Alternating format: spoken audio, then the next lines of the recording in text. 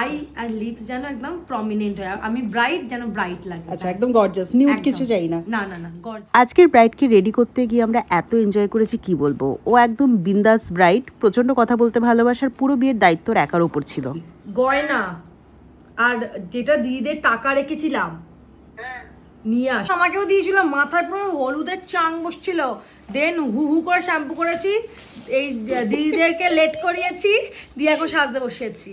ঠিক আছে, কারণ দেখ দিদিরা দূর থেকে আসবে, তো আমাদেরও তো একটা ব্যাপার আছে, সেফটি সিকিউরিটি, যে তাড়াতাড়ি যাতে বাড়ি পৌঁছায়।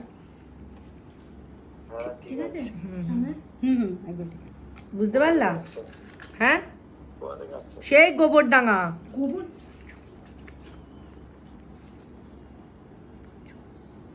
বুঝতে পারলি?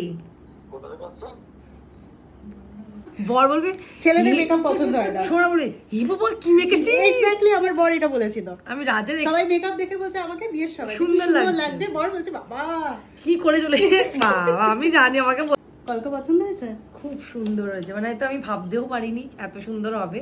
আমার একদম ফাইন ফাইন।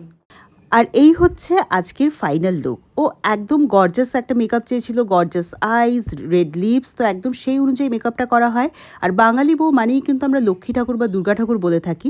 তো কীরকম লাগছে লুকটা অবশ্যই জানিও।